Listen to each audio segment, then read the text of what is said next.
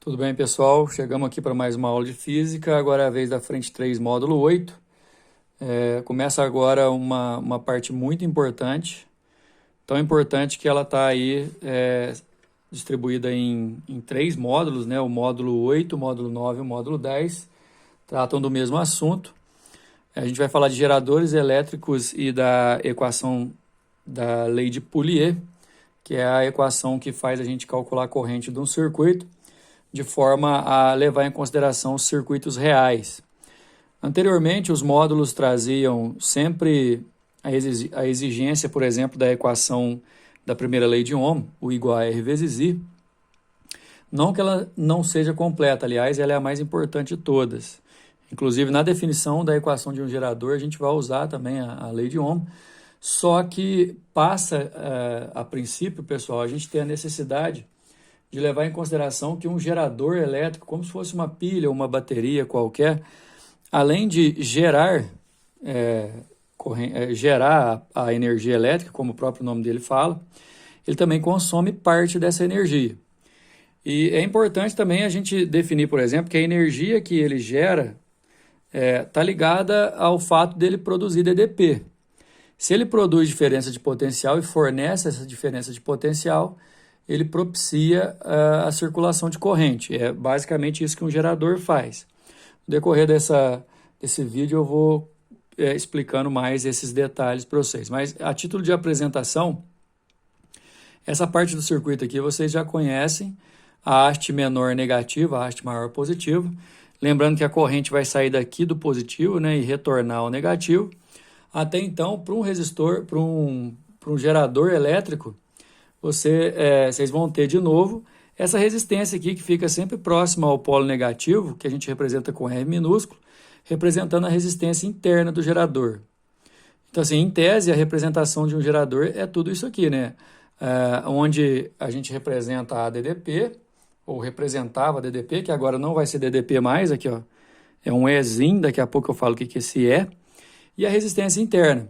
O resistor elétrico é esse conjunto, o gerador elétrico é esse conjunto, que inclusive se a gente fosse representar por uma pilha, olha só, aquela pontazinha representando o polo positivo da pilha, o polo negativo do lado de cá, e a resistência interna ali. Lembrando assim, vamos lá, o gerador consegue gerar, mas parte do que ele gera, ele consome. Importante saber que quando ele tira aquela parte que ele consome da parte que ele gera, aí sim ele pode fornecer algo. Então, assim, é só a gente colocar em números. Por exemplo, vamos imaginar um gerador que consegue gerar 12 volts. Se esse gerador gera 12 volts e gasta 12 volts, ele vai só fornecer 10 volts. Sendo assim, pessoal, quando você olha uma pilha, por exemplo, essas pilhas que a gente compra para colocar no controle remoto da televisão, lá está escrito assim, 1,5 volt. Aquilo ali é a DDP fornecida.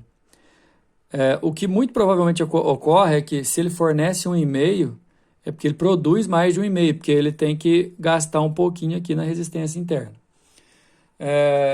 Uma parte importante vai ser a questão do vocabulário, né? Força eletromotriz, que a gente vai chamar de FEM, usando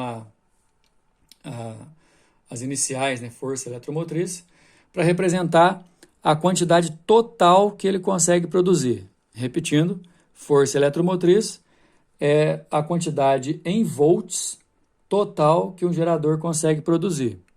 Resistência interna, medida em ohms, vai ser esse Rzinho para nós. Um gerador ideal, que aliás é aquilo que a gente já estava acostumado nos vídeos anteriores, resistência interna zero, então a gente nem precisaria representar aqui, né?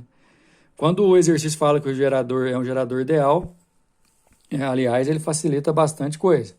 Nesse módulo a gente vai ver também geradores em curto-circuito, ou seja, você pegar o gerador e ligar só nele mesmo, com fio, sem resistor nenhum, vai ser interessante, olha só.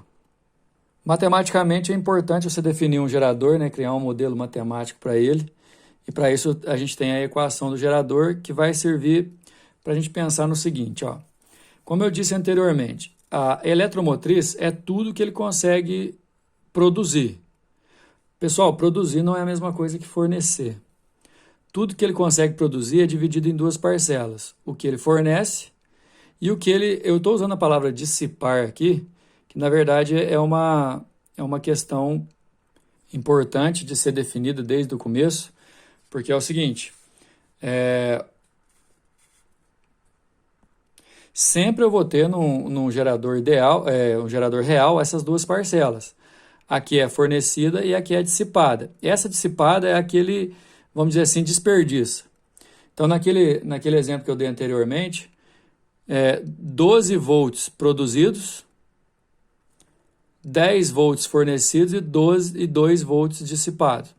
Quer dizer, aí se você for juntar através de símbolo, até então, a DDP fornecida a gente vai continuar chamando de U, igual nos módulos anteriores. Aqui a gente poderia chamar de U também, que é igual a R vezes I, mas como é na resistência interna, R vezes I vai te dar quantos volts que a resistência interna dele gasta. Então, assim, essa equação pronta, do jeito que os livros mostram, ela faz até mais sentido, que ela escreve o seguinte, que o gerador fornece aquilo que ele produz menos aquilo que ele gasta. A DDP é a eletromotriz menos resistência interna vezes corrente. No gerador ideal, por exemplo, que essa resistência aqui é zero, esse termo desaparece, aí fica só que a DDP é a eletromotriz total. No gerador em curto-circuito, né, que é aquele ligado só nele mesmo, ele não precisa de gerar DDP, porque ele não vai ligar em ninguém, então a DDP ali é zero. Sendo a DDP zero aqui, pessoal, se eu isolar a corrente, eu vou ter essa expressão aqui importantíssima, hein? IC, corrente do curto-circuito, no gerador, que é a DDP dividido pela resistência interna. Uma outra maneira também de reconhecer os geradores é pelo gráfico. Esse gráfico da esquerda aqui, muito importante, é o gráfico de um gerador real, que vai ser sempre uma reta decrescente. Não esquece, o gráfico U versus I de um gerador real é sempre uma reta decrescente. E essa reta, ela tem uma caracterização, 2 pontos importantíssimos. O ponto onde toca aqui o eixo Y, que vai ser de DDP, sempre